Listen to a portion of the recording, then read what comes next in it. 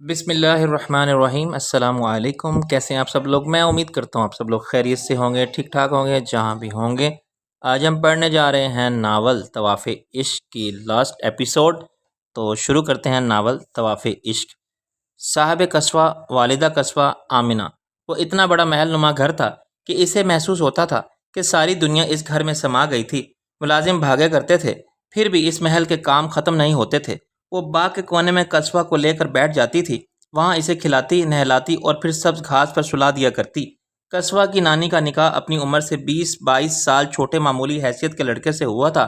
وہ ایک بار پہلے بیوہ ہو چکی تھی، بے اولادی کی مہر بھی ساتھ تھی۔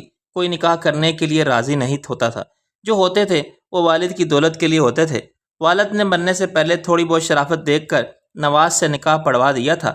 دولت ملنے کے بعد شرافت خباثت میں بدل گئی تھی۔ ایک بیٹی کبرا ہوتی اور بے اولادی کی مہر زائل ہو گئی، لیکن بیٹوں کی خواہش میں اس نے 3 اور شادیاں کر لی تھیں۔ گھر میں انہی 3 بیویوں اور ان کی اولادوں کا ہجوم تھا۔ قصوہ، ضعیفہ، جنت، انہیں اس محل میں کوئی بھی پسند نہیں کرتا تھا، لیکن وہ محل ضعیفہ کا تھا، انہیں وہاں برداشت کرنا مجبوری تھی۔ ضعیفہ مرتی بھی نہیں تھی، جوانی میں آنکھوں میں خرابی ہوئی تھی، عمر بڑھنے کے ساتھ ساتھ بیماری بڑھتی گئی اور پھر آنکھوں کا نور بالکل ہی بجھ کر رہ گیا۔ لیکن اس کی زندگی کا چراغ نہیں بجھ رہا تھا۔ بس قصوہ کے والد بھی دوسری شادی کر چکے تھے، بیوی کو زمین میں دفنا کر بیٹی کو نانی کی گود میں دبا کر فاتحہ پڑھ چکے تھے۔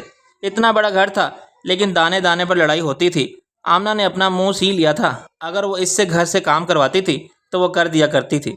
ضعیفہ نے منع کیا تھا کہ وہ قصوہ کے لیے آئی ہے، گھر کے کاموں کے لیے نہیں، لیکن وہ نرمی سے ضعیفہ کو خاموش کروا دیا کرتی تھی۔ اس کے پاس حق ہی کہاں تھا کہ وہ اور انصاف کی بات کرتی۔ اس گھر میں دنیا جہاں کی آسائشیں تھیں، لیکن بس انسانیت نہیں تھی۔ وہاں سب آقا بنے ہوئے تھے کہ شیطان کے غلام بن گئے تھے۔ ملازموں کو جوتیوں سے مار لیتے تھے، انہیں کئی دن بھوکا رکھتے تھے۔ کسی پر زیادہ غصہ آتا تو اس پر کوئی نہ کوئی الزام لگا کر نکال دیتے تھے۔ اور برا یہ طوائفوں کو کہتے ہیں، صرف اس لیے کہ وہ اپنے گناہ کے لقب سے یاد کی جاتی ہیں، اور ان کا کیا جو اپنے گناہ چھپا کر شریف بن کر گناہوں کی ادائیوں کے سب انداز یاد کر لیتے ہیں۔ وہ ضعیفہ کہہ رہی تھی، وہ نابینا تھی لیکن شعور میں بیدار تھی۔ ٹھیک کہا آمنہ، بد نصیب ہے وہ انسان جس کی ساری انگلیاں دوسروں کی طرف اٹھتی ہوئی ہوں اور ایک بھی انگلی اس کے اپنے گریبان کی طرف اشارہ کرنے سے قاصر ہیں۔ جب تک والد زندہ تھے گھر میں رحمت کے فرشتوں کا آنا جانا تھا، اب تو گھر سے وحشت ہی ختم نہیں ہوتی۔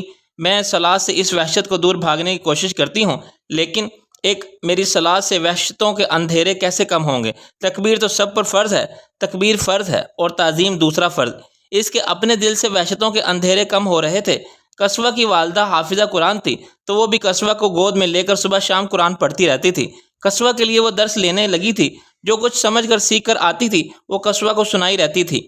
قصوہ کوئی بات نہیں سمجھتی تھی، لیکن وہ اس کی شفاف پلیٹ پر تحریر حق لکھ رہی تھی۔ اسے قصوۃ الکعبہ بنانا تھا، اس جماعت کا حصہ بننا تھا جس میں نیک اور پرہیزگار والدین کی اولادیں شامل ہوتی ہیں، جو زیر لب قرآن پڑھتے ہوئے غلاف کعبہ بناتے ہیں۔ یہ ضروری تھا کہ اس کے دل و دماغ کو شفاف کیا جائے، روح کو نیک اور دل کو بیدار کیا جائے۔ رب کعبہ کے گھر غلاف کعبہ کے لیے پہلے اسے پاک کیا جائے۔ وہ سب ملازموں میں سے سب سے خوبصورت تھی، وہ اپنا چہرہ ڈھانپ کر رکھتی تھی۔ گھر میں مرد ملازم تھے، ورنہ بڑی عمر کی عورتیں اس کی عمر کی لڑکیاں نہیں تھیں۔ نواز کی بیویاں نہیں چاہتی تھیں کہ وہ وہاں رہے، اس کے وہاں قیام کو زیادہ وقت نہیں گزرا تھا کہ خادموں میں چہم گوئیاں ہونے لگی تھیں کہ جلد ہی نواز آمنہ سے بھی نکاح پڑھوا لے گا۔ وہ اتنی خوف زدہ ہو گئیں کہ حد نہیں۔ وہ اپنی جان پر 100 سختیاں جھیل چکی تھی، لیکن یہ سختی نہیں جھیل سکتی تھی کہ ایسا ظالم اور بد نیت انسان اس سے اپنا نکاح میں لے۔ لیکن اس کی نوبت ہی نہیں آئی۔ اس کی تیسری بیوی نے اس کے حسن سے خائف ہو کر اپنی ہونے والی سوتن پر بہانے سے گرم تیل گرا کے اسے نواز کے نکاح سے خارج کر دیا۔ تڑپ تڑپ کر کروٹیں بدلتے اس رات وہ بڑبڑا رہی تھی، عزیزہ تم نے کہا تھا قحبہ خانے سے باہر بہت سکھ ہے، بہت عزت ہے، آؤ حق کی طرف کہ اس کے سوا کوئی راستہ نہیں۔ تم نے کہا تھا آمنہ اپنی قدر جاننا چاہتی ہو تو قحبہ خانے سے باہر نکل جاؤ۔ میں نہیں نکل آئی، دیکھو دنیا نے میری کیا قدر کی۔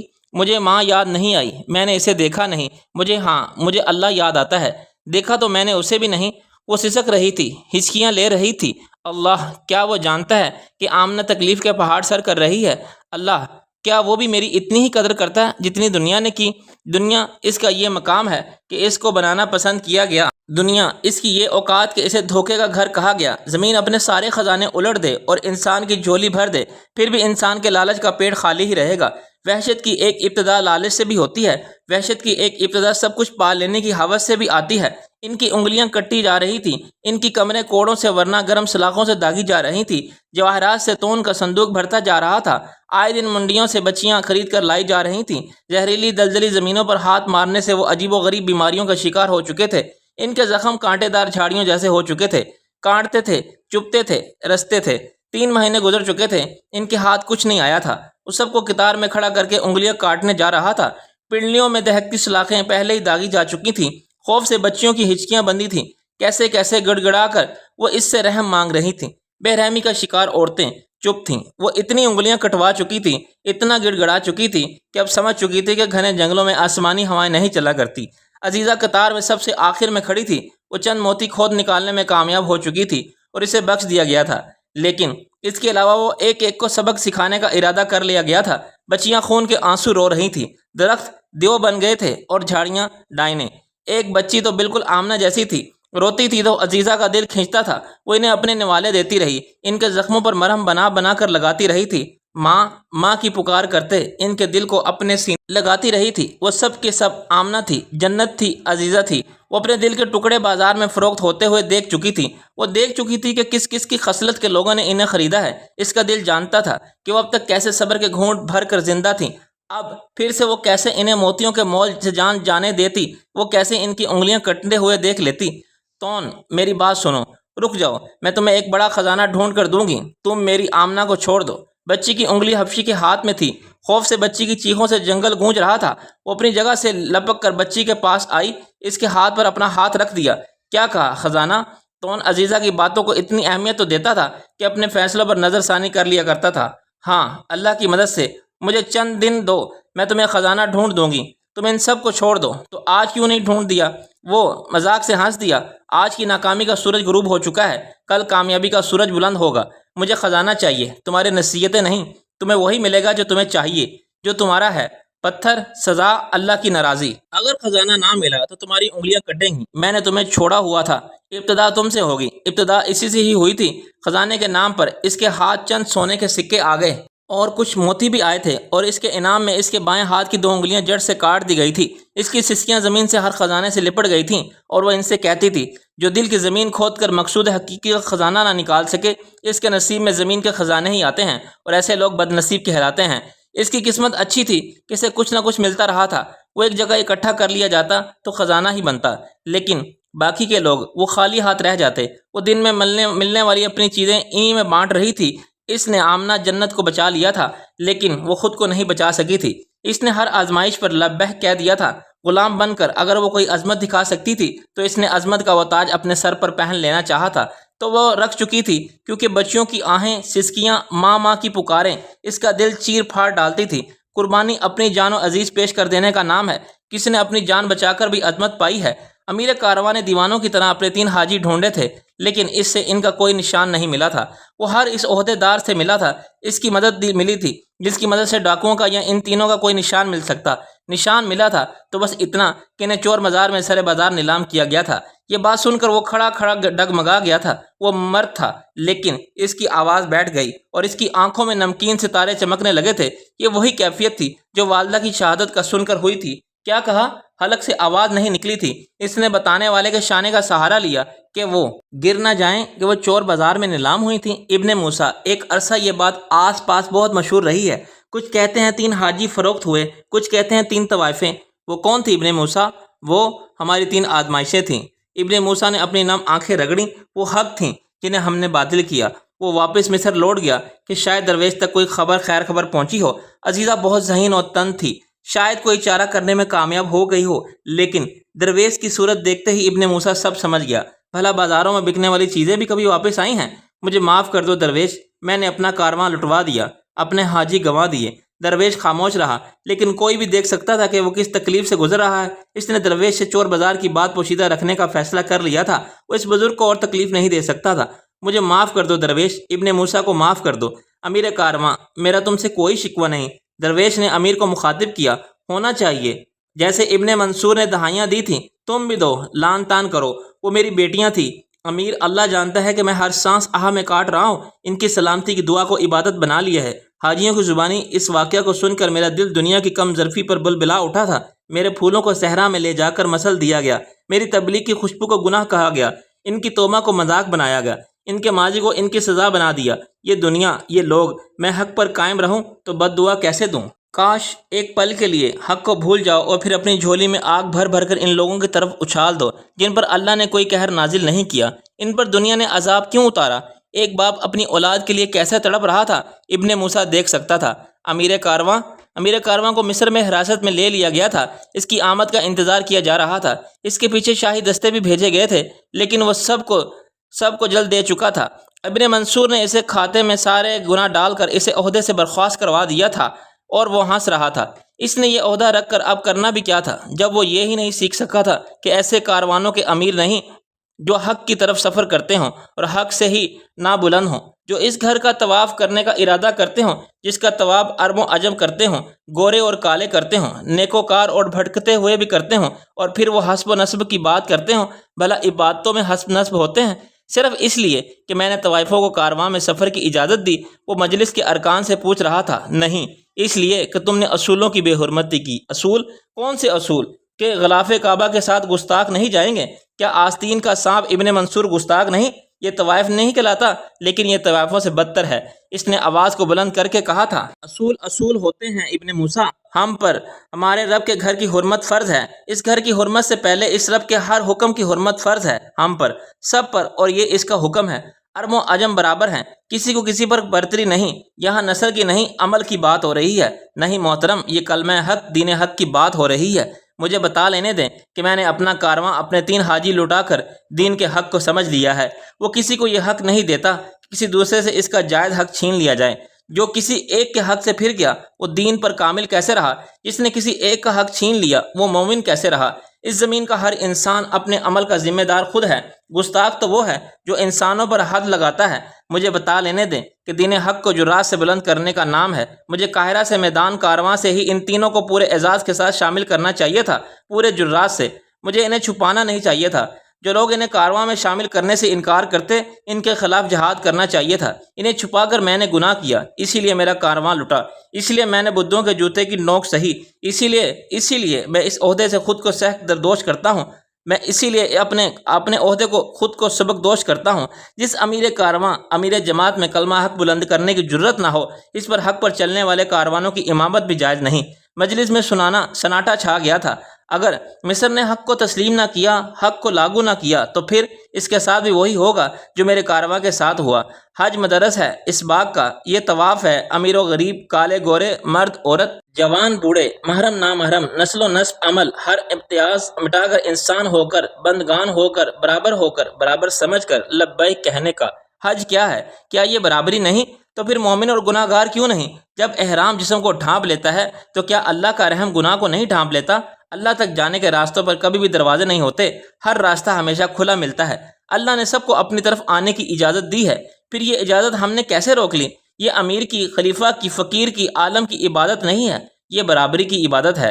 जिसने अपना नफ्स कुर्बान नहीं किया, बातिल की शहरक पर छुरी नहीं फेरी, इसने कुछ कुर्बान नहीं किया। जिसने अपने अंदर के शैतान को कनकरियाँ ना मारी हों, वो दिखावे की कनकरियाँ मार कर क्या कर लेगा? तुम तकरीर अच्छी कर लेते हो इब्ने मूसा, इब्ने मंसूर ने जल कर कहा। वो देख रहा था कि अरकान मजलिस मुतासिर हो रहे हैं। मैं ये जुर्रात पा चुका हूँ और बुलंद बांग कहता हूँ, जिसमें हक़ नहीं उसका हज नहीं, जिसमें हक़ नहीं जिसे हक़ की समझ नहीं। उस्ताद मोहतरम और इसके कुछ बाला असर दोस्त मिस्र आ चुके थे। महीनों यह मुकदमा चलता रहा। इसे कैद खाने भेजने का इब्ने मंसूर का ख्वाब शर्मिंदा ताबीर नहीं हो सका था। इसे कैद कर दिया जाता तो कभी इसे परवाह ना होती, लेकिन इसने सहरा में सीखे एक सबक पर अमल करने के बारे में सोच लिया था। पहले जमात के दुश्मनों का सर कुचलते हैं, कीड़े मकोड़ों को बिच्छू बनने की मोहलत नहीं देते। बिच्छू के लिए वो सारे सबूत इकट्ठे करके ले आया था। इसने कारवाने हज में जासूसों को जगह दी थी, वो बुद्धुओं के साथ मिला हुआ था, शराकत दारी की थी। इसने चोर बाजार में फ़रोख्त होने वालियों की कीमत इब्ने मंसूर से ली थी। इतना सब होने पर वो इस काबिल नहीं रहा था कि काहिरा की गलियों से गुजर सकता। वो अपना असबाब समेटने जा रहा था। बच्चे खेल रहे थे اور وہ رک کر اس امیر کو دیکھ رہے تھے جس کے بارے میں سال بھر عجیب و غریب باتیں گردش کرتی رہی تھیں، جسے بہت سے نئے لقب دیے گئے تھے۔ وہ دیکھ رہے تھے اس امیر کو جس کے ساتھ جانے والے کارواں پر حملے کی کہانیاں گناہ کی طرح بدنام ہوئی تھیں۔ وہ وقت کے بدلنے پر ہنس دیا تھا۔ اسے سلام کرنے والے اب اسے سوال کرنا بھی پسند نہیں کر رہے تھے۔ وہ کارواں لٹا بیٹھا تھا، واقعے میں اپنا سب کچھ لٹا بیٹھا تھا۔ وہ سمجھ گیا کہ دنیا کا دوسرا رخ ہے۔ اس نے طلوع آفتاب دیکھا تھا، اب غروب آفتاب دیکھنا بھی ضروری ہے۔ وہ ہنس دیا، وہ مسکرا دیا کہ اب بھی تم امیر بننا چاہتے ہو؟ گھر کی طرف جاتے ہوئے کھیل کود میں مصروف بچوں میں سے دو سے بچے پوچھ رہا تھا جس نے اسے کہا تھا کہ وہ امیر بننا چاہتا ہے۔ بچے نے کچھ دیر سوچا اور پھر سر ہلا دیا۔ میں ابن موسیٰ بننا چاہتا ہوں۔ ابن موسیٰ؟ کیوں؟ سنا ہے آپ ان لوگوں کو کارواں میں لے گئے تھے جنہیں کوئی پسند نہیں کرتا۔ میں بھی ایسا ہی کروں گا۔ کس لیے؟ وہ بچے کی زبان سے آسماں کا فرمان سننا چاہتا تھا۔ والدہ کہتی ہے جسے ساری دنیا ناپسند کرے اسے پسند کرنے کی نیکی ضرور کرنی چاہیے، جسے ساری دنیا دھتکار دے اسے گلے سے لگانے کا کام ضرور کرنا چاہیے۔ میں بھی یہ کروں گا امیر، میں بالکل آپ جیسا بنوں گا۔ اس نے جھک کر بچے کے گال چوم لیے۔ ہاں بالکل ایسا ہی کرنا جیسے ساری دنیا گالیاں دے، جس پر ساری دنیا تھوک دے۔ اس کے آنسو پونچھ کر اسے سینے سے لگا کر مخلوق خدا میں برابری کا علم بلند کرنے کا کام ضرور کرنا اور اپنی محبت کا اعلان شجاعت سے کرنا۔ پھر تمہارا کارواں کوئی نہیں لوٹ سکے گا، تمہاری منزل کوئی نہیں چھین سکے گا۔ اسباب سمیٹ کر وہ اپنے گھوڑے پر بیٹھ گیا۔ خدا حافظ قاہرہ، میں حق کو واپس نہ لا سکا تو خود بھی واپس نہیں آؤں گا۔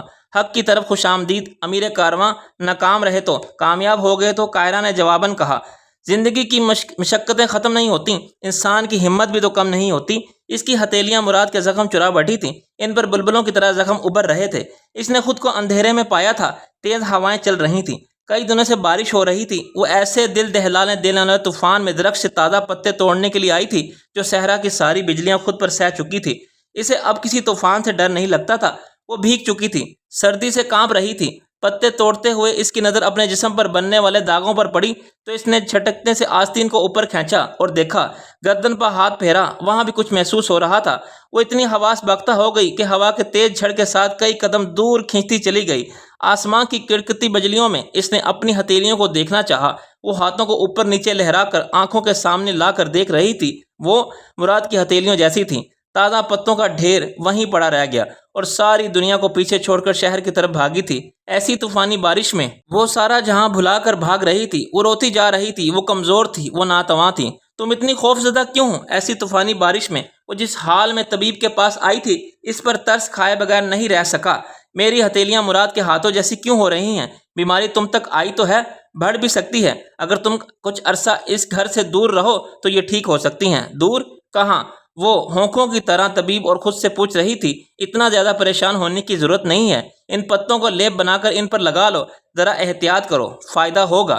فائدہ تب ہوتا جب پہلے ہی نقصان نہ ہو چکا ہوتا۔ مراد کے زخم صاف کرنے کے بعد اسے شہر میں چند لوگوں کے گھر جانا ہوتا تھا، وہاں کام کرنا ہوتا تھا۔ اس مشقت سے وہ اپنا اور مراد کا پیٹ پالتی تھی۔ نکاح کے چند دنوں بعد تک مراد کے ستیلے بھائی کے گھر سے اناج آتا رہا تھا، پھر اس نے آ کر سنا دیا کہ وہ مزید ان کا پیٹ نہیں پال سکتا۔ وہ چپ چاپ سنتی رہی۔ وہ چلا گیا تو مراد نے کہا، میرا سارا حصہ میرا یہ بھائی ہڑپ کر چکا ہے۔ دیکھو اس کا دل اتنا تنگ ہو چکا ہے کہ یہ اناج کے چند دانے دینے پر بھی راضی نہیں ہے۔ حقدار کو حق نہ دو، تھوڑا رحم ہی دے دو۔ رحم کی تلاش میں وہ شہر چلی گئی تھی۔ وہ اس کے ستیلے بھائی سے ملی تھی۔ وہ اسے ایک چکی لے دے، وہ آٹا پیس کر اپنا پیٹ بھر لے گی۔ تمہیں آٹا دے گا کون؟ جس جگہ تم رہتی ہو وہاں سے کوئی ایک تنکا نہیں لے گا۔ اس کی بات ٹھیک تھی لیکن لہجہ بہت خراب تھا۔ وہ گھر گھر گئی، اسے 3 جگہ پر کام مل گیا تھا، کہیں باغ کی صفائی کا، کہیں چکی پیسنے کا، کہیں پانی بھرنے کا۔ کنویں سے پانی بھرنے کا کام اس کے لیے سخت رہتا تھا۔ دور بچھوڑنے سے کنویں سے پانی بھر کر دور اندر لانا، پینے کے برتن بھرنا، استعمال کے برتن بھرنا، آرائش کے حوض کو صاف کرنا، انہیں بھرنا، پانی گرم کرنا، مردانہ زنانہ حمام بھرنا، رات بھر واپسی پر پہلے مراد کے زخم صاف کرنا، اسے کھانا کھلانا، پھر خود کھانا۔ میں اللہ سے دعا کرتا ہوں کہ وہ میرا بوجھ تم پر سے آسان کر دے۔ وہ جب نوالے بنا کر مراد کے منہ میں ڈالتی تھی تو وہ بیچارہ آبدیدہ ہو جاتا تھا، ہر بار ہی ہو جاتا تھا۔ وہ کچھ ایسا حساس رہا کہ جب جب اس کی طرف دیکھتا تھا شرمندگی سے نظریں جھکا لیتا تھا اور وہ اپنی چادر سے اس کی نم آنکھیں صاف کرتی تھی۔ حالات کیسے بھی ہوں خود کو بوجھ نہیں سمجھنا چاہیے مراد۔ جسم ناکارہ ہو سکتا ہے لیکن روح سلامت رہتی ہے۔ بڑی شرم کی بات ہے میری بیوی شہر میں گھر گھر کیسی شرم کرم یہ تو نہیں کہ میں کسی بڑے گھر میں آرام سے بیٹھ کر نعمتیں کھاؤں۔ کیا تب ہی میں خوش قسمت ہوں؟ تو کیا مجھ جیسے بیمار کی تیمارداری خوش قسمتی ہے؟ میں خود ہی تو کہا تھا میں فرشتہ ہوں، فرشتوں کو ایسی ہی خوش قسمتیاں نصیب ہوتی ہیں۔ اس کوٹری میں سانس نہیں لیا جاتا، تم ناک پر ہاتھ تک نہیں رکھتی، یہیں سو جاتی ہو۔ اس کوٹری میں اللہ کی رضا ہے، بتاؤ ناک کیسے ڈھانپ لوں؟ اگر میں تمہارے بستر پر ہوتی تو کیا پھر بھی اپنی پر ناک ڈھانپ لیتی؟ تمہارا صبر ستارہ ہے، جنت تمہارا تحمل آفتاب ہے۔ ستارہ آمنہ سے 3 سال اس کی تیمارداری صبر و تحمل سے کی تھی، اپنے نفس کے میدانوں میں بھاگ دوڑ کر عمل و صلاح کی صحیح کاٹی تھی، لیکن اب اپنی ہتھیلیوں پر بنے زخم دیکھ کر تڑپ اٹھی تھی۔ ایک دم اسے لگا کہ وہ یہ برداشت نہیں کر سکے گی، کوئی اس کے اندر کہتا ہے کہ وہ بھاگ جائے، چلی جائے، سب چھوڑ دے۔ وہ واپس آئی تو کونے میں زمین پر بچھے اپنے بستر پر چپ چاپ بیٹھ گئی۔ وہ رو رہی تھی۔ مراد نے اپنے بستر سے سر اٹھا کر اس کی طرف دیکھا، وہ بھیگی ہوئی تھی، وہ کانپ رہی تھی۔ گھٹنے کھڑے کیے وہ دنیا سے منہ چھپا کر دنیا سے اپنا غم بھی چھپا رہی تھی۔ وہ اتنی ہمت بھی نہیں کر سکتا تھا کہ اٹھ کر اپنی بیوی کے لیے لکڑیاں جلا کر اس کی کپ کپاہٹ کم کر سکتا، اس کے آنسو پونچھ سکتا۔ جنت کیا ہوا؟ یہ سوال پوچھتے ہوئے بیچارہ بڑے کرب سے گزرا تھا۔ جنت نے سر اٹھا کر اس کی طرف دیکھا اور واپس اپنا سر جھکا لیا۔ کیا ہوا جنت، میری جنت، بتاؤ مجھے تمہاری بیماری لگ چکی ہے مراد، مجھے چھوڑ دو جنت، ابھی اسی وقت یہاں سے چلی جاؤ، نکل جاؤ اس افریت سے۔ اس کی بات کاٹ کر وہ تیز تیز بولنے لگا۔ وہ اٹھ کر بیٹھنے کی کوشش کر رہا تھا، وہ اس تک آ کر اس کا ہاتھ پکڑ کر باہر دھکیل دینے کی خواہش رکھتا تھا۔ بھاگ جاؤ جنت، امیر ایک دوست رہتا ہے شہر میں، شاید وہ میری کچھ مدد کر دے، شاید وہ ایک بیمار کی منت سماجت کی لاج رکھ لے۔ تم قاہرہ واپس چلی جانا، وہ تمہارے لیے انتظام کر دے گا۔ جاؤ اسے بلا لاؤ اور 2 اور گواہ بھی ساتھ لے آؤ۔ میرے بھائی کو نہ لانا، وہ مکر سکتا ہے، میں تمہیں طلاق دے دوں گا۔ وہ تیز تیز بول رہا تھا، اس کے لفظ آپس میں گڈمڈ ہو رہے تھے، وہ ہکلا رہا تھا۔ وہ حیران مراد کی شکل دیکھنے لگی۔ جو اس دل کہہ رہا تھا وہ اس کوٹری کا فرشتہ بھی کہہ رہا تھا، جاؤ جنت، اس قبر میں میرے ساتھ نہ مرنا، میرے ہی بستر پر نہ آ جانا، جاؤ۔ وہ ایک ٹک سے اسے دیکھ رہی تھی۔ کیسا انسان تھا، اپنا پہلا اور آخری سہارا بھی چھوڑ رہا تھا، سسکتی ہوئی موت کو خوش آمدید کہہ رہا تھا۔ کیسا انسان تھا، ایسا انسان آج تک اسے نہیں ملا تھا، ایسا انسان ساری دنیا کا ہر انسان اس جیسا کیوں نہیں تھا؟ تم ایسے بیمار ہو، اکیلے اور لاچار ہو، تم کیسے جانے کے لیے کہہ سکتے ہو؟ وہ اپنی حیرت مٹانا چاہتی تھی۔ میں ہی تو کہہ سکتا ہوں، جو میں بھگت رہا ہوں نہیں چاہتا کہ کوئی اور بھگتے۔ چلی جاؤ میری جنت، چلی جاؤ، اس بیمار کی درخواست مان لو، کہہ دو کہ وہ رونے لگا تھا، اس نے ہاتھ بھی جوڑ دیے تھے۔ میں نے اپنے سوا دنیا کے ہر انسان سے محبت کی، تم سے سب سے زیادہ کی۔ اس محبت میں تمہیں تکلیف میں نہیں دیکھ سکتا، اس بیمار پر احسان کرو، مجھے اس اذیت سے بچا لو، بیماری میں بھگت لوں گا، تمہاری اذیت نہیں بھگت سکتا جنت، تمہیں قسم ہے میری، جاؤ ورنہ میں رو رو کر مر جاؤں گا۔ جنت چلی گئی دور شہر کے کنارے پر اس کے دوست کے گھر کی طرف۔ پہلے مراد نے کسی بھی مدد کے لیے یہ گوارا نہیں کیا تھا کہ وہ اپنے دوست کے پاس اپنی بیوی کو بھیجے، لیکن اب اپنی ساری غیرت کو ایک طرف رکھ کے اس نے جنت کو بھیج دیا تھا۔ وہ بس اسے یہ پیغام دے دے کہ وہ ایک بار آ کر مراد سے مل لے، صرف ایک آخری بار۔ وہ اس طرف پیدل جا رہی تھی جہاں جانے کے بعد شاید وہ واپس قاہرہ پہنچ جانے والی تھی۔ وہ بار بار اپنے زخموں کو دیکھ رہی تھی۔ وہ دیکھ رہی تھی کہ جس وقت اس نے دروازے پر دستک دی، اس وقت تک بھی وہ تصور میں قاہرہ پہنچ چکی تھی کہ جو توبہ کرے تائب ہو جائے، اس پر دین کا باز زیادہ آ جاتا ہے۔ دیکھو تمہاری طرف شیطان نے اپنا نشانہ باندھ دیا ہے، ان نشانوں کو خطا کرنا، لیکن خود خطا کار نہ ہو جانا۔ کون؟ کیا چاہیے؟ دروازہ کھل چکا تھا۔ مراد کے دوست کی بیوی پوچھ رہی تھی، کون؟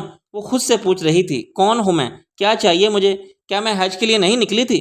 روح کی صحیح کے لیے، میں لبیک کہنے، حج پا لینے کے لیے؟ کیا زندگی، کیا ہر عمل، کیا ہر دکھ، ہر کوشش، ہر سفر یہ عبادت کی کیفیت نہیں؟ حاجی صاحب حج حیثیت پر فرض ہے، کیا میرا ہر عمل میری حیثیت نہیں؟ کیا میرا احرام، میرا رنگ، میری روح کا نور نہیں؟ کیا وہ میرے ہی اندر ہی نہیں ہے؟ اندر آ جاؤ، تم شاید مراد کی بیوی ہو، دروازہ کھولنے والی کہہ رہی تھی۔ وہ پلٹی اور بھاگتی ہوئی مراد کے پاس واپس آئی۔ اپنی قسم واپس لے لو مراد، میں اپنی لبیک واپس نہیں لے سکتی۔ اس نے درخت سے پتے توڑے، لکڑیاں اکٹھی کیں اور آگ جلا کر مراد کے لیے اس کی دوا بنانے لگی۔ مراد اسے چھوڑ کر چلی جاتی تو پھر دنیا کی ہر نعمت کو خود پر حرام کروا لیتی۔ اگر وہ بھی مراد کو چھوڑ دے گی تو پھر دنیا میں کہیں کوئی نیکی نہیں پائے گی، کوئی عبادت قائم نہیں کر پائے گی، رکوع اور سجدے میں جھک نہیں پائے گی۔ اگر مراد کو چھوڑ دیا تو طوائف پر طوائف کر کے بھی حاضری نہیں لگوا پائے گی۔ کل صبح میں دوسرے شہر جاؤں گی، ایک ایک کر کے ہر شہر جاؤں گی، تمہارے لیے طبیب ڈھونڈوں گی، تمہیں اللہ کے حوالے کر کے جاؤں گی۔ تم مراد دوبارہ مجھے ایسی قسم نہ دینا، دوبارہ مجھ سے گواہ لانے کے لیے نہ کہنا میں حج کے لیے نکلی تھی اور تم سے آ ملی۔ دیکھو مراد، تمہارے لیے رب نے ہواؤں کا رخ پھیر دیا، اس رب کے لیے میں اپنا دل کیسے نہ پھیروں؟ میری منزل کے راستے میں اس نے تمہیں رکھ دیا، اس منزل تک پہنچنے کے لیے میں تمہیں کیسے چھوڑ دوں؟ تم سے ہو کر ہی مجھے میری منزل ملے گی، میرا حج اور میرا رب۔ میں صاحب حیثیت ہو کر جانا چاہتی ہوں مراد، اور میری حیثیت تم ہو، میرے صاحب تم ہو۔ پہلے تمہیں صبر کا گھونٹ بھر کر قبول کیا تھا، آج تمہیں محبت سے قبول کرتی ہوں۔ رب البشر کی محبت کا راز محبت بشر میں پوشیدہ ہے۔ انسان یہ رب کی محبت کا مرکز ہے، اس سے محبت کرنے والا رب کی محبت کا مرکز ہے۔ کلام حق کی تحریر ہے یہ۔ اس کی حیثیت، اس کی شان قصوہ تھی، وہ اتنی بڑی ہو چکی تھی کہ مدرسے جانے لگی تھی۔ وہ روز صبح شام اسے مدرسے چھوڑنے اور لینے جاتی تھی۔ اس نے بہت تیزی سے قرآن حفظ کیا تھا۔ وہ دوسری بچیوں میں اس لیے بھی ممتاز تھی کہ ایک صرف اس کی والدہ ایسی تھی جس کا آدھا منہ جلا ہوا تھا۔ جب والدہ مدرسے آتی تو بچے اسے دیکھ کر سہم جاتے تھے۔ اکثر بچے مذاق کرتے کہ قصوہ کی والدہ چڑیل ہے، قصوہ کو کسی نے تنگ کیا تو انہیں کھا جائے گی۔ کیا آپ چڑیل ہیں؟ قصوہ کے دل کو کتنی تکلیف پہنچتی ہوگی۔ چڑیل ہونے میں برا کیا ہے قصوہ؟ وہ اس کا منہ چوم چوم کر تھکتی نہیں تھی۔ چڑیلیں بری ہوتی ہیں؟ وہ منہ لٹکا لیتی۔ نہیں میری بچی، جو برے ہوتے ہیں وہ تو کوئی اور ہی ہوتے ہیں، وہ آپ کا مذاق اڑاتے ہیں۔ لوگوں کو معاف کرنا سیکھو، ہر بار ہر روز۔ کیا لوگ ہمیں معاف کرتے ہیں؟ اللہ کرتا ہے، سب کو معاف کر دیتا ہے، پھر ہمیں لوگوں سے کیا لینا دینا؟ تمہارا امتحان آنے والا ہے، تمہیں عالموں اور استادوں کے سامنے پیش ہونا ہے، تمہاری آزمائش ہوگی، تمہیں اس پر دھیان دینا ہے۔ چاہے جلد ہی تم اپنی والدہ کا خواب پورا کرنے والی ہو، تم کسوۃ الکعبہ کی تیاری کی سعادت حاصل کرنے والی ہو، مرحومہ والدہ کی طرح آپ بھی یہی خواب دیکھتی ہیں۔ میں نے 7 سال یہ خواب دیکھا ہے قصوہ، صدیاں گزاری ہیں اس خواب کی تعبیر میں۔ کیسے بتاؤں کہ کیسے کیسے دن گنے ہیں۔ جس دن تم اس مدرسے جاؤ گی پھر وہ غلاف بیت اللہ جائے گا، اور آپ اور میں بھی جائیں گے نا آپ؟ ہاں انشاءاللہ، بس تم ہر امتحان میں پاس ہو جانا، اپنے سبق بھول نہ جانا۔ وہ اپنا کوئی سبق نہیں بھولی تھی ہماری عزیزہ، وہ جنگل سے فرار ہونے میں کامیاب ہو چکی ہے۔ وہ یہ خواب کئی بار دے چکی تھی، لیکن جیسے ہی وہ جنگل سے باہر نکلتی ہے اس کے پیچھے بھاگتی جنت اور آمنہ نے پیٹنے لگتی تھیں۔ وہ اس سے کہتی تھی کہ ایک تم ہی تو ہماری ڈھارس ہو، ہماری ہمت ہو، ہماری تسلی ہو، تم بھی ہمیں چھوڑ رہی ہو، کہاں جا رہی ہو عزیزہ؟ عزیزہ کہیں نہیں جا پائی تھی، وہ ہمت کر کے بھاگ سکتی تھی لیکن وہ انہیں نہیں بھگا سکتی تھی۔ وہ سب حبشیوں اور طون سے ڈرتی تھیں، وہ اتنی خوف زدہ رہتی تھی کہ ایک قدم اس کی مرضی کے بغیر اٹھانے کے لیے تیار نہیں تھیں۔ طون کے خزانے بھر گئے تھے لیکن نیت نہیں بھری تھی۔ اس نے دلدل تک اسے جواہر سے بھرے صندوق نکال کر دیے تھے۔ ایک غار میں وہ 5 دن تک پھنسی رہی تھی لیکن اس کے لیے خزانہ نکال کر ہی باہر نکلی تھی۔ وہ کئی بار موت کے منہ جا کر واپس لوٹی تھی، کسی نہ کسی کی جان کا تاوان بھرتی رہی تھی۔ 5 سال آمنہ اور جنت کی زندگیوں کے تاوان، 5 سال غلام بن کر اس نے جنگل کو، درختوں کی جڑوں کو کھوکھلا کر دیا تھا۔ پیروں کی 7 انگلیاں، ہاتھ کی 3 جسم کوڑوں کی ان گنت ضربیں، اس نے زمین کو کھوکھلا کر کے اپنا آپ قربان کر دیا تھا۔ ایک ایک کو بچانے کے لیے اس نے زمین کو اس شدت سے جھنجھوڑا تھا کہ اس نے اس کی ہر پکار پر کچھ نہ کچھ نکال کر اس کے ہاتھ پر رکھ دیا تھا۔ جیسے جیسے وہ خزانے نکالتی جا رہی تھی ویسے ویسے طون اس کے گردن اپنا شکنجہ کستا جا رہا تھا۔ اس کے پیروں میں ایک لمبی زنجیر تھی، 4 میں سے 2 حبشی صرف اس کے نگران تھے۔ طون اس سے اس کی جرات اور ذہانت چھپی ہوئی نہیں تھی، اس کی درویشی اور عظمت بھی۔ جب کبھی اسے لالچ زیادہ ہی ستاتا تو وہ اسے ڈرانے کے لیے باقیوں کو مارنے پیٹنے لگتا تھا۔ اس کے دل کو چوٹ پہنچا کر وہ اپنا پیٹ بھرتا تھا۔ وہ جانتا تھا جب جب اس کے دل پر چوٹ پہنچتی ہے تب تب وہ کوئی بڑا خزانہ نکال کر لاتی ہے۔ سب سے بڑا خزانہ نیم دلدلی زمین سے نکلا تھا۔ ایک خزانہ اس کی روح میں قید تھا، اس کی روشنی سے جہاں منور تھا۔ ملعون جیسا کم عقل بھی دیکھ سکتا تھا کہ جس عاجز درویش کے پیروں میں اس نے زنجیر باندھ رکھی ہے وہ درویش اسے زمین کے سب خزانے نکال نکال کر دے دینے والا ہے۔ وہ درویش چپ تھا، اس نے طون کو بد دعا دینے کا ارتکاب نہیں کیا تھا، اس نے طون کے لیے ہدایت کی دعا کی تھی۔ ہر بار اسے خزانہ پکڑاتے ہوئے وہ اتنا ضرور کہتی تھی، تمہارے صندوقوں میں بند دنیا جہاں کے خزانے بھی تمہیں موت سے نہیں بچا سکیں گے۔ تو کیا میں مرنے والا ہوں؟ ہم سب مرنے والے ہیں۔ کیا کوئی شے ہمیشہ زندہ ہے؟ دیکھا جائے گا، دیکھ لیا جائے گا۔ ہر اس انسان کو جس نے حدیں پار کی ہیں۔ بارشوں نے جنگل میں بہت سے حشرات کی بہتات کر دی تھی، حبشی تک عاجز آ چکے تھے لیکن طون باز نہیں آ رہا تھا۔ ویسی جنگل اندھاناک بارشوں میں بھی تحمل رکھنے کے لیے تیار نہیں تھا۔ 10 دن تک کچھ ہاتھ نہیں آیا تو وہ ایک ایک کو کوڑے مار مار کر جنگل کی طرف ہانک رہا تھا، دھاڑ رہا تھا، چلا رہا تھا، اور پھر اسی وقت اس کی پنڈلی کے ساتھ ایک زہریلا سانپ لپٹ گیا۔ وہ ایسا زہریلا سانپ تھا کہ حبشی تک اسے دیکھ کر بدک کر پیچھے ہٹے تھے۔ آگے بڑھ کر عزیزہ نے ایک وزنی پتھر اٹھا کر سانپ کو مارا تھا لیکن وہ تب تک اس کی پنڈلی میں اپنا زہر اتار چکا تھا، اس کا رنگ نیلا پڑ چکا تھا اور وہ بس ایک ہی بات ہکلا رہا تھا، عزیزہ مجھے بچا لو، مجھے اپنے اللہ کے لیے، اپنے اللہ سے کہہ کر مجھے بچا لو۔ عزیزہ حیران پریشان اس فرعون صفت انسان کو دیکھ رہی تھی۔ اسے اللہ یاد بھی آیا تو عزیزہ کا اپنے اللہ کو وہ بھول چکا تھا۔ سب کو آزاد کرا دوں گا، وعدہ، مجھے بچا لو۔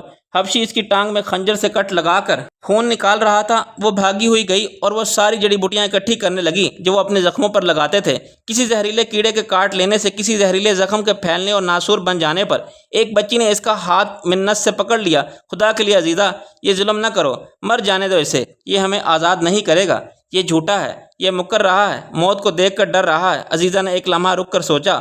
وہ تون کی بند ہوتی آنکھوں کی طرف دیکھ رہی تھی اور پھر حق کی طرف۔ پروں کا حق، وہ بڑے بنیں، جو چاہیں کریں، جو حق پر ہوں، ان کا فرض ہے کہ وہ صرف وہ کریں جس کا حکم ہے۔ رحم، کلام حق۔ ہاتھوں کے زخم چھپا کر رکھنے پر بھی اسے کاموں سے نکال دیا گیا تھا۔ چکی کا کام تو اس نے خود چھوڑ دیا تھا۔ وہ نہیں چاہتی تھی کہ یہ بیماری وبا بنے۔ پانی بھرنا بھی چھوڑ دیا تھا، لیکن باغ کی صفائی، گھاس کی کٹائی، پودوں کی دیکھ بھال، کیا یہ بھی نہیں کر سکتی تھی؟ نہیں، کیونکہ باغ والے نہیں چاہتے تھے کہ وہ ایسا کرے۔ پھر سے چند ایسے بیماروں کپڑے دھونے کا کام مل گیا جن کے کپڑوں کو ان کے خونی رشتے بھی ہاتھ نہیں لگاتے تھے۔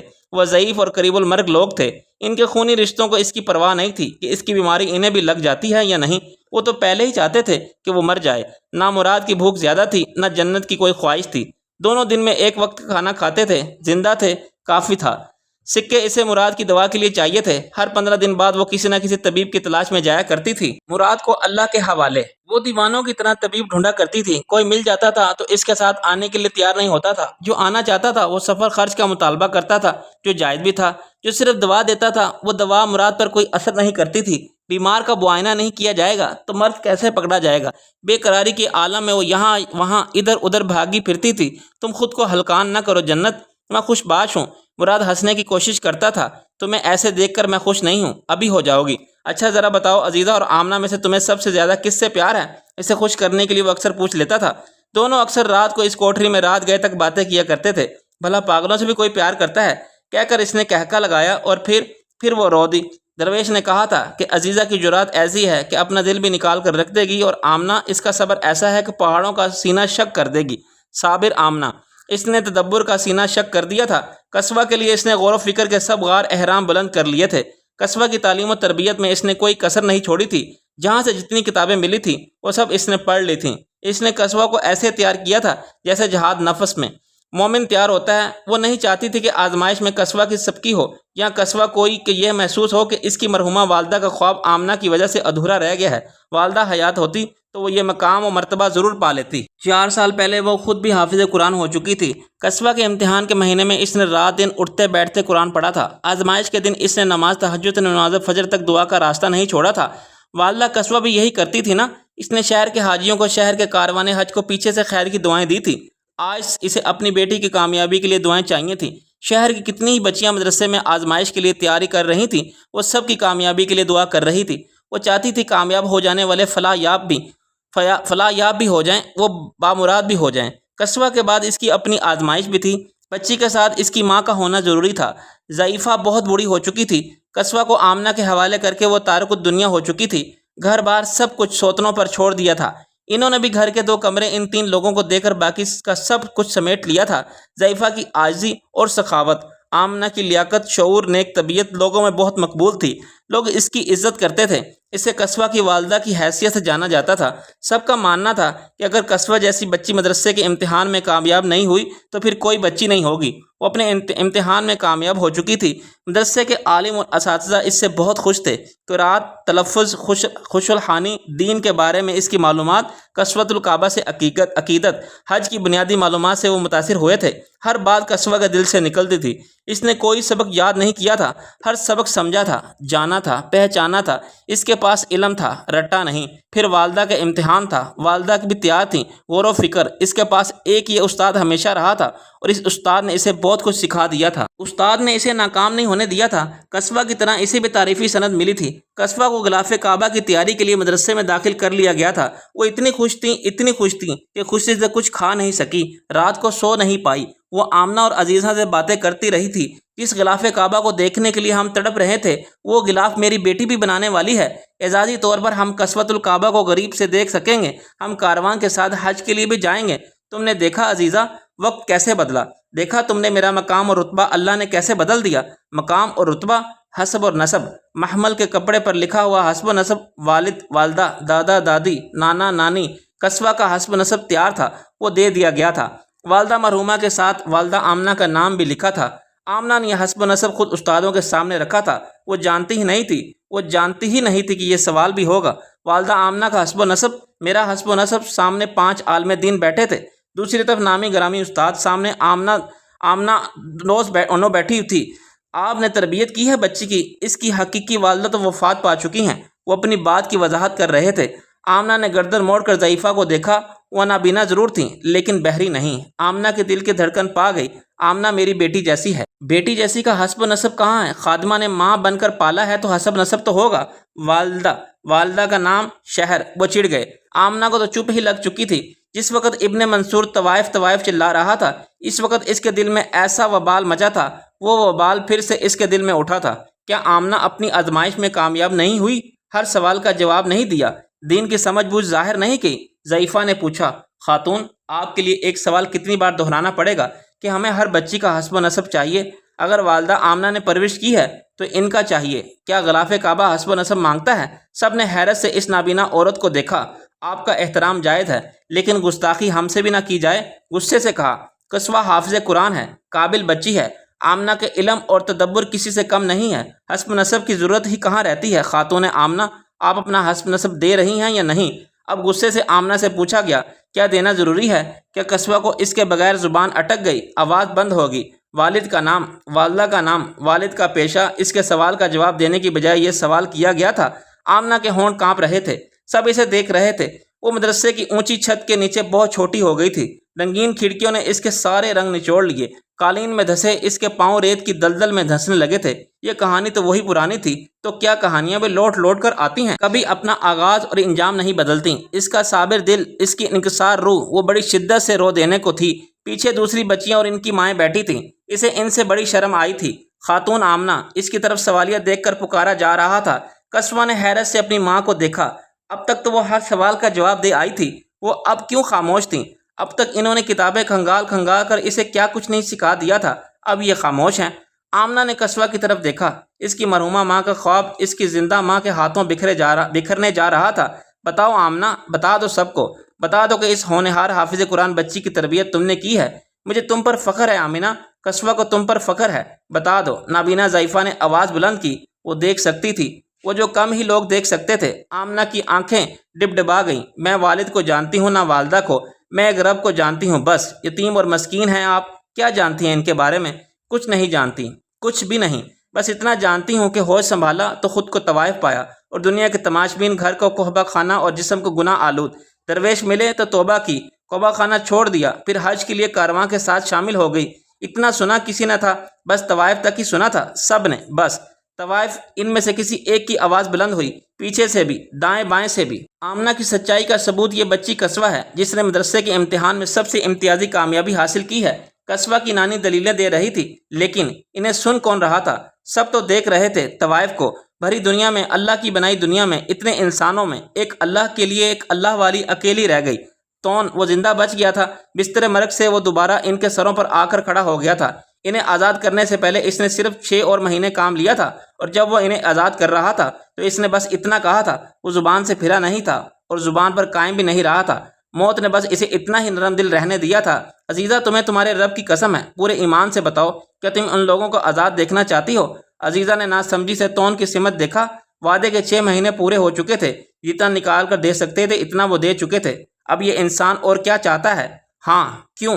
तो फिर ये सब एक शर्त पर आज़ाद होंगे, और वो शर्त हो तुम। मैं इन सब को आज़ाद कर दूंगा। कभी कोई गुलाम मंडी से नहीं आएगा। ये जंगल किसी दूसरे इंसान की बू नहीं पाएगा। अगर तुम अल्लाह को हाजिर नाजिर जान को कहो कि तुम मुझसे गद्दारी नहीं करोगी। और अजीज़ा का सांस रुक गया। क्या कहना चाहते हो? वो ये कहना चाहता था कि मैंने कह दिया था कि मैं आज़ाद कर दूंगा, और मैं आज़ाद कर भी रहा हूँ, लेकिन तुम्हें भी करूँगा, ये नहीं कहा था। खजाने की असल चाबी तुम हो। अब तक भी सारे काम तुम ही करती रही हो, तो फिर इतनी भेड़ का तरद्दुद पालने की क्या ज़रूरत थी? मौका हाथ आया तो इन सब की जानों के बदले में इससे अहद ले सकता था। तुमने कहा था तुम हम सबको आज़ाद कर दोगे। अजीज़ ने इस वादा खिलाफ इंसान को हैरत से देखा। कर तो रहा हूँ, मौत से डर कर माफ़ी मांगने वाला जिंदा रहने के बाद माफ़ी से मुकर रहा था, فیصلہ تمہارے ہاتھ میں ہے، ان سب لوگوں کی جان آزادی یا پھر ایک صرف تمہاری غلامی؟ جواب دو عزیزہ۔ عزیزہ نے ایک لمبی سانس کھینچی۔ ہاں، آزادی اتنی جلدی ممکن نہیں ہوتی، ہاں فطرت جلد نہیں بدلا کرتی۔ اس نے سب کی سب آمنہ جنت کی طرف دیکھا، معصوم چہروں اور زخموں سے چور چور جسموں کی طرف۔ 6 مہینے کے وعدے پر انہوں نے راتوں کو خواب کر دیا تھا، دن کو پرواز۔ ایسی درندگی، ایسی غلامی سے نجات کے خیال نے انہیں کیسے نیم دیوانہ سا کر دیا تھا۔ اور وہ عورتیں، مصیبت زدہ، دکھی، بیمار، گیلا جنگل، گھنا جنگل، کٹیلا اور درندہ جنگل۔ ٹھیک ہے، اس نے کہا، مجھے منظور ہے، تم کوئی چالاکی نہیں دکھاؤ گی، تم بھاگو گی نہیں۔ میں بھاگوں گی نہیں، اپنی زبان کا عہد دو۔ اپنی زبان کا عہد دیتی ہوں، اپنے رب کے نام سے دو، اپنے رب کے نام سے دیتی ہوں۔ سب آزاد ہو گئے اور وہ غلام ہو گئی۔ عزیزہ جنت درویش و قربان سرعام ہوئی۔ اور تمہیں کیا چاہیے؟ آمنہ عزیزہ سے پوچھ رہی تھی، وہ خواب دیکھ رہی تھی۔ مجھے، عزیزہ نے سوچا، مجھے حق چاہیے۔ عزیزہ نے اس کے گال چھو کر کہا، دین حق ہے، جیسے انسان کی پیدائش حق ہے، جیسے اس رب کی مرضی حق ہے، پھر نہ حق کیا ہے؟ قصوہ کو مدرسے میں جگہ نہ دینا، صرف اس لیے کہ اس کی پرورش کرنے والی ماں کا حسب نسب عالی مرتبہ نہیں تھا۔ قصوہ کی ہم عمر بچیاں جو اس کے ساتھ مدرسے میں امتحان کے لیے گئی تھی، وہ غلاف کعبہ کی تیاری میں شامل کر لی گئی تھی۔ قصوہ نے افسردہ صورت والدہ سے اپنے بارے میں پوچھا تو والدہ رو پڑی۔ مجھے معاف کر دو قصوہ، تمہاری ماں کا خواب میری وجہ سے ادھورا رہ گیا۔ قصوہ اور کبریٰ آمنہ کو قصوروار سمجھنے کی گستاخی نہیں کر سکتی تھی، لیکن آمنہ نے خود کو معاف نہیں کیا۔ ان 6 سالوں وہ پہلی بار پھوٹ پھوٹ کر رونے لگی۔ اس نے خود کو اتنا گرا ہوا تب بھی نہیں پایا تھا جب منڈی میں فروخت ہوئی تھی، لیکن اب وہ بالکل بہت بےقل ہو گئی تھی۔ تو کیا انہیں ہمیشہ ذلیل کیا جائے گا؟ کیا انہیں کبھی عزت اور مرتبہ نصیب نہیں ہوگا؟ اسے ایسی چپ لگ گئی تھی، قصوہ تک اداس ہو کر اسے دیکھتی رہی۔ آپ نے کہا تھا لوگوں کو معاف کر دینا چاہیے، مدرسے کے استادوں کو معاف کر دیں۔ میں نے سب کو معاف کیا، دنیا نے مجھے معاف نہیں کیا۔ آپ نے کہا ہمارا معاملہ اللہ سے ہوتا ہے، ہمیں دنیا والوں سے کیا لینا دینا؟ کچھ لینا دینا نہیں تھا، لیکن وہ پھر بھی روتی رہتی تھی۔ بات بے قدری کی نہیں تھی، اس زعم کی تھی کہ اب دنیا اس قدر گرنے لگی تھی۔ بات شک کی تھی، اس وسوسے کی کہ کیا اللہ نے بھی اسے معاف کیا ہے یا نہیں۔ یہ جو سفر تھا، یہ کسی اور ہی گمان میں ہی تو نہیں کٹا؟ اتنا کچھ کھو کر کچھ بھی نہیں ملا، کیا کچھ بھی نہیں؟ میں نے کبھی اللہ تجھ سے سوال نہیں کیا، کبھی کوئی جواب نہیں مانگا، لیکن میں ایک سوال کا جواب چاہتی ہوں، اپنی قدر کا۔ آمنہ کی کیا قدر ہے یا رب؟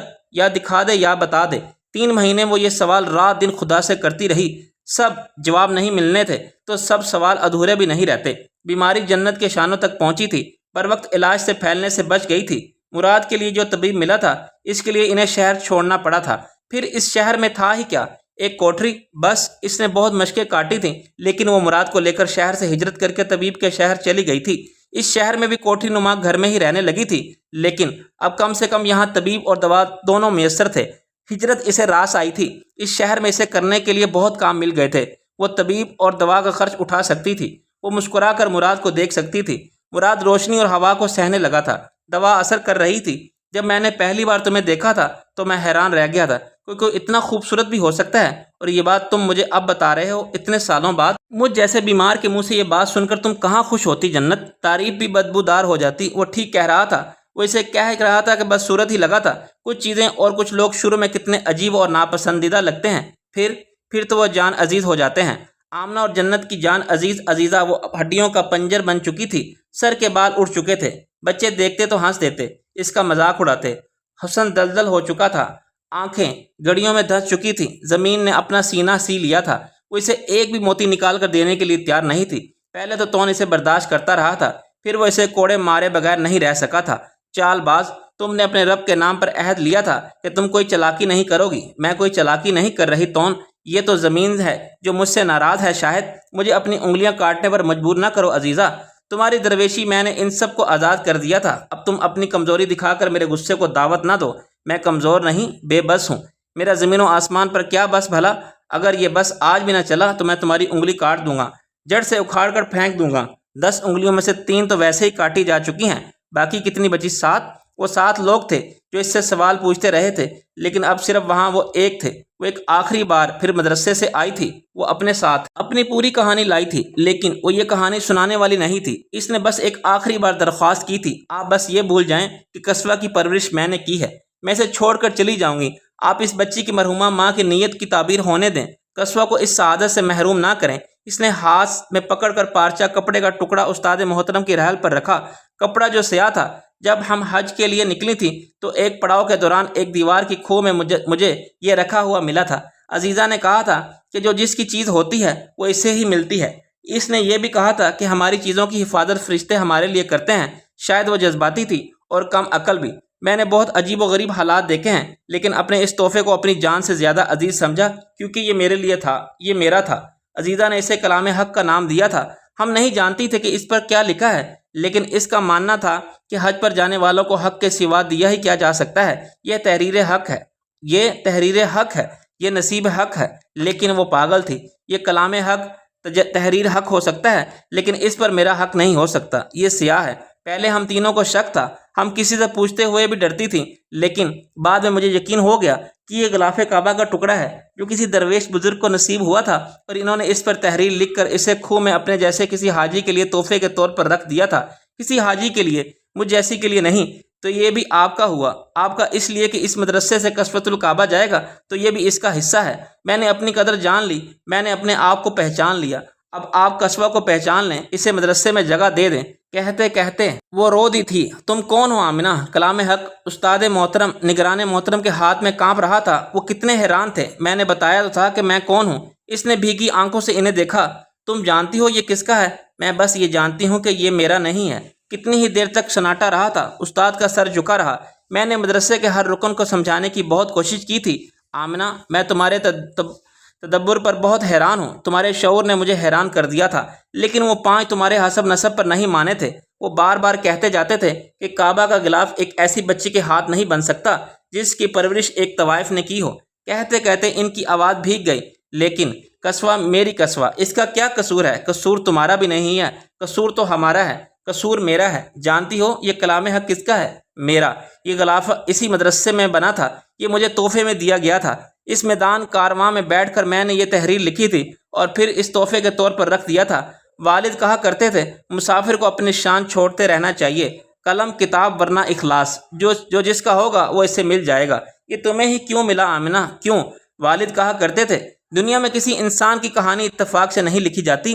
جو ذرے ذرے کا واقف حال ہے وہ اتفاق کیوں کرے گا؟ وہ طے کرے گا کوئی چیز، کوئی واقعہ اتفاق نہیں، وہ طے شدہ ہے ورنہ معجزہ ہے۔ جس عورت کی بیٹی کو غلاف کعبہ بنانے کی سعادت سے محروم کر دیا گیا، سالوں پہلے اس عورت کو غلاف کعبہ پہلے سے ہی عنایت کر دیا گیا تھا۔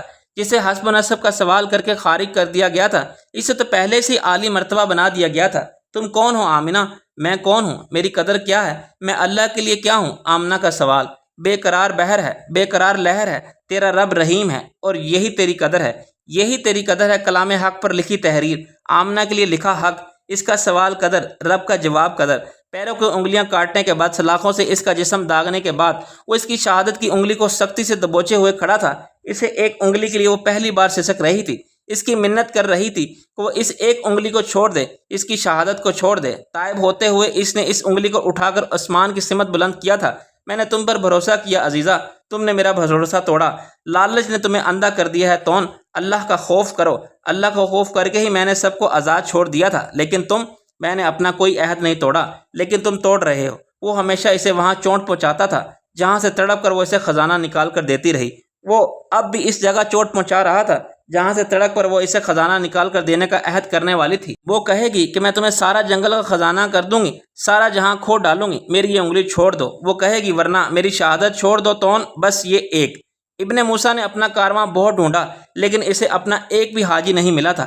صحرا کے بدھوں سے 2 بدھو جنگ ہو چکی تھی، خلیفہ نے اس کی سرپرستی کی تھی، بہت سو کا صفایا کر دیا اس نے، لیکن جب تک دنیا قائم ہے چور، ڈاکو، لٹیرے، قاتل یہ پیدا ہوتے ہی رہیں گے۔ سانس لیں گے، سانسیں کاٹ دیں گے، کیونکہ اگر چور لٹیرے نہ ہوں تو امیر اور رہبر بھی نہ ہوں۔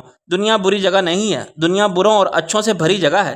امیر کارواں نے اپنا نعرہ حق بلند کیا تھا، وہ امام کعبہ سے مل چکا تھا، ان سے خطبوں میں دین حق کی تشریح کی درخواست کر چکا تھا، وہ خود بھی سرزمین حجاز میں رہنے لگا تھا، ہر سال حاجیوں کے لیے پانی خیموں کا انتظام دیکھتا تھا۔ وہ کارواں کا امیر نہیں بن سکتا تھا، بننا بھی نہیں چاہتا تھا، وہ حاجیوں کا خدمت گار بن چکا تھا، کیونکہ اسے یقین تھا جو حاجی اسے ساری دنیا کھنگال کر بھی نہیں ملے تھے وہ یہاں ضرور مل جائیں گے۔ جو حج کے لیے نکلتے تھے وہ حج کی سعادت ضرور پائے جائیں گے۔ مل جانے کے لیے بچھڑ جانا ضروری ہے۔ خوشی سے اس کی سانس پھولی ہوئی تھی، اس کا چہرہ دمک رہا تھا۔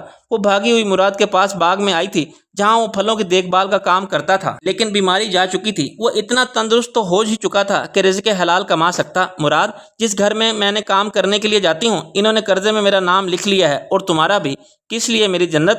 طوائف محبت کے لیے، لبیک کے لیے، اس کے گھر حاضری کے لیے مراد۔ کہتے کہتے وہ خوشی سے رو پڑی تھی۔ کسوۃ الکعبہ کے لیے، کسوہ کے لیے۔ وہ مدرسے میں داخل کر لی گئی۔ جو پہلے پیچھے رہ گئے تھے وہ اب پیچھے نہیں رہے تھے۔ باقی بچیوں کے ساتھ وہ کسوۃ الکعبہ کی تیاری میں مصروف ہو چکی تھی، اور آمنہ، اس نے حج کی تیاری کرنا شروع کر دی تھی۔ اس نے 7 سال اعمال حج جمع کیے تھے۔ سفر حج کے لیے نیت حج میں اس نے رب کی محبت کے طواف کیے تھے۔ طواف عشق۔ وہ جنگل میں ہوش سے بیگانہ پڑی تھی۔ سارا جنگل پرندوں کی آوازوں سے گونج رہا تھا۔ دلدل زمین پر شور برپا تھا۔ ایسا لگتا تھا جنگل پر بدوؤں کا حملہ ہو چکا ہے۔ ہر چیز مٹ جانے کو ہے، ہر چیز پھٹ جانے کو ہے، ہر انسان ہلاک ہو جانے کو ہے۔ آمنہ اور عزیزہ، وہ اس کے سر پر کھڑی تھیں، اس کا منہ تھپک رہی تھی۔ میں نے تمہیں بہت یاد کیا، بہت۔ وہ رو رو کر کہہ رہی تھی۔ اس سے اٹھا نہیں جا رہا تھا، اس کے منہ میں پانی ڈالا جا رہا تھا۔ اس کی شہادت کی انگلی بچ گئی تھی جس کی قیمت میں اس نے اپنی غلامی دی تھی۔ وہ تون سے ہاتھ چھڑا کر بھاگ گئی تھی۔ عہد نبھانے کے لیے تیار تھی، خزانے کی مشقت جھیلنے کے لیے بھی تیار تھی، لیکن ایسے نہیں۔ وہ 3 دن تک جنگل میں بھاگتی رہی تھی، پھر نکاح سے گر کر بے ہوش ہو گئی تھی۔ جنگل رات ہوا تھا، جنگل دن ہوا تھا، جنگل بارش ہوا تھا، جنگل دلدل ہوا تھا، جنگل گواہ ہوا تھا اس عظمت کا جسے عزیزہ نے خود کو قربان کر کے پایا تھا۔ گھنا جنگل، دانا جنگل، خزانوں سے بھرا جنگل۔ جن غلاموں کو اس نے آزاد کروایا تھا، ان غلاموں نے اسے بھی آزاد کروا دیا تھا۔ تون اور اس کے خزانے ضبط کر لیے گئے تھے۔ اسے شہر کے ایک دانا کے گھر میں رہنے کی جگہ ملی تھی۔ یہیں تون کے جنگل سے آزاد ہوئی آمنہ اور جنت بھی رہ رہی تھی۔ وہ چلتے پھرنے کے قابل ہوئی تو پھر اسے جنگل میں گئی تھی۔ اب وہ آزاد اور تندرست تھی۔ اب وہ خود مختار اور دانا تھی۔ اس نے آسمان کی طرف دیکھ کر زمین میں ہاتھ ڈالا۔ اس کی نیت بڑی شفاف تھی، اس کی نیت بڑی پاک تھی۔ زمین، اس نے کبھی شفاف دلوں کی شفاف نیت ہاتھوں کو خالی ہاتھ نہیں لوٹایا۔ اس کی 10 انگلیوں میں سے 4 انگلیاں بچی تھی، انہی سے وہ زمین کھود رہی تھی۔ 10ویں دن وہ شہر کے میدان کارواں میں امیر کارواں کے پاس آئی تھی۔ وہ حج پر جانے والوں کے نام درج کر رہا تھا۔ یہ ان لوگوں کا سفر حج کا خرچ تھا جو جانا چاہتے تھے لیکن جا نہیں سکتے تھے، جو نیت رکھتے تھے لیکن زیادہ سفر نہیں رکھتے تھے۔ اس نے ایک بیش قیمت ہیرا امیر کارواں کے سامنے رکھا، اور پھر دوسرا، اور یہ ان حاجیوں کے لیے جو جانا چاہتے ہیں لیکن کارواں سے نکال دیے جاتے ہیں، آمنہ کے لیے، جنت کے لیے اور عزیزہ کے لیے۔ اب انہیں نہ نکالنا امیر، اب انہیں حج پر جانے دینا، انہیں ان کے رب کے گھر کا طواف کر لینے دینا، وہ نیک ہوں یا بد۔ اب انہیں ان کے گناہوں سے نہ پکارنا، اب کسی کو انہیں کنکر نہ مارنے دینا۔ کاروان حج کے حاجیوں سے کہہ دینا، جو حج کرتا ہے وہ رب کے لیے کرتا ہے، اور اگر رب ہاتھ پکڑ کر باہر نہ نکالے تو تم بھی نہ نکالنا۔ انہیں بتا دینا امیر کہ حج ہر صاحب چاہت پر فرض ہے، ہر آمنہ پر، ہر جنت پر، ہر عزیزہ پر۔ وہ ہمارا رب ہے، اس کی محبت کا طواف ہر بندے پر فرض ہے۔ کہہ کہہ کر وہ پھوٹ پھوٹ کر رونے لگی تھی۔ حج فرض ہے صاحب چاہت پر، صاحب عمل پر، صاحب بیدار پر۔ یہ فرض ہے صاحب حق پر۔ سرزمین حجاز پر کاروان اور قافلے آ رہے تھے۔ ہر طرف سوار اور سواریاں تھیں، ہر طرف حاجی اور ان کی نم آنکھیں تھیں جن کے نام لیے جا رہے تھے وہ اپنی سواری لے کر کارواں سے الگ ہو جائیں۔ ایک آواز بلند ہوئی۔ جنت نے سہم کر مراد کو دیکھا تھا۔ تم گھبرا کیوں رہی ہو؟ کوئی خاص وجہ ہوگی؟ مراد نے تسلی دی۔ خاص وجہ ہی ہوتی ہے، جو کاروانوں میں صرف چند نام پکارے جاتے ہیں انہیں الگ کیا جاتا ہے۔ اس کا رنگ زور پڑ چکا تھا۔ تم خام خواہ وہم کر رہی ہو۔ وہ وہم نہیں کر رہی تھی، اس کا نام پکارا جا رہا تھا، جنت، جنت، جنت بنت درویش۔ نیچے اتر کر مراد جنت کے اونٹ کی مہار تھام کر کارواں میں سے دور آگے آگے لے کر جانے لگا۔ وہ بہت پیچھے تھی، بہت پیچھے۔ دمشق سے آئی تھی کارواں کسوۃ الکعبہ کے ساتھ، اسی تک ایک آواز آئی تھی، آمنہ بنت درویش، ان کی سواری کہاں ہے؟ کسوہ پیچھے دمشق میں رہ چکی تھی۔ وہ عالم اسلام کے دوسرے بڑے کارواں کے ساتھ اکیلی آئی تھی۔ اسے اعزازی طور پر بھیجا گیا تھا۔ پھر اتنی عزت پر بھی اس کا نام ایسے کیوں پکارا جا رہا تھا؟ اسے کارواں سے الگ کیوں کیا جا رہا تھا؟ سرزمین حجاز پر صبح شام ہر حاجی کا استقبال کیا جانا تھا۔ جس راستے پر کھڑے ہو کر ان کے لیے ہاتھ بلند کیے جاتے تھے انہیں خوش آمدید کہا جاتا تھا۔ اس راستے پر ابن موسیٰ بھی کھڑا ہوتا تھا، اس کے ساتھ کچھ اور لوگ بھی ہوتے تھے۔ امام کعبہ کی اجازت سے وہ آنے والوں سے آواز بلند یہ درخواست کرتے تھے کہ ہر سال کرتے تھے کہ جن کے نام پکار رہے ہیں وہ حجاج کاروان سے الگ ہو جائیں۔ وہ حاجی، وہ 3 حاجی، وہ امیر کے حاجی۔ امیر کارواں اپنا کارواں ڈھونڈ رہا تھا۔ امیر کارواں حج کرنا چاہتا تھا۔ امیر کارواں وہ صاحب حق ہونا چاہتا تھا۔ عزیزہ بنت درویش، عزیزہ بنت درویش، دور سے، بہت دور سے، عہد کے ساتھ، سالوں سے، صبر کے ساتھ، جہاں سے، عزیزہ، عزیزہ بنت درویش، سعی کی دوڑ سے، رضا کے وقوف سے، ان کی سواریاں کارواں سے الگ ہوئیں۔ سارا کارواں رکا ہوا تھا۔ ایک ان کے 3 اونٹ چل رہے تھے، آمنہ، جنت اور عزیزہ۔ ہر سال ابن موسیٰ ہر کارواں، ہر قافلے میں یہ نام بلند کرتا تھا۔ ہر سال وہ آنے والے حج کا انتظار کرتا تھا۔ 3 اونٹ کارواں سے الگ ہوئے تو وہ چٹان جیسا مرد، وہ ڈگمگا گیا۔ وہ اپنی آنکھیں نہیں جھپک سکا تھا۔ اس کا دل کیسے کانپ اٹھا تھا۔ میرا حق آ گیا ہے، میرا کارواں آ گیا ہے۔ آنکھوں میں نمکین ستارے تھے۔ ابن موسیٰ امیر کارواں، وہ لپک کر تیزی سے اپنے کارواں کی طرف بڑھا۔ مراد کے ہاتھ سے جنت کے اونٹ کی مہار تھامی اور پھر آمنہ کے اونٹ کی اور پھر عزیزہ کے اونٹ کی طرف بڑھ گیا۔ وہ تینوں ایک دوسرے کو رو رو کر دیکھ رہی تھیں۔ امیر الحج، امیر کارواں، عزیزہ نے یہ نام پکارا تھا، میرا کارواں، میرا کارواں۔ امیر کارواں نے اپنا لقب، اپنا مقام پا لیا تھا۔ ایک وہ کارواں تھا جس سے وہ اونٹ سے اتار دی گئی تھی، ایک یہ کارواں تھا۔ اونٹ کی مہار امیر الحج نے، امیر کارواں نے خود تھام رکھی تھی۔ وقت بدلتا ہے، حق آتا ہے اور باطل مٹ جاتا ہے۔ حق آیا، حج ہوا۔ امام کعبہ نے امیر کارواں ابن موسیٰ اور خاتون کارواں عزیزہ کا نکاح پڑھوا دیا تھا۔ امیر کا فوت شدہ دل عزیزہ کے قبول ہے میں دفن ہو گیا۔ اللہ کے ساتھ معاملہ طے پا چکے تھے۔ امیر حیات نے امیر کارواں کو عزیزہ کے لیے پسند کیا تھا، لیکن اس سے پہلے امیر کارواں نے اپنے 3 حاجیوں کے ساتھ حج ادا کیا۔ وہ تینوں اپنے رب کے گھر کا طواف کر رہی تھی، لبیک کہہ رہی تھیں، اور لبیک کہہ رہا تھا کلام حق کہ وہ جو ہمارا رب ہے، اس کی محبت کا طواف ہر ذی روح پر فرض ہے۔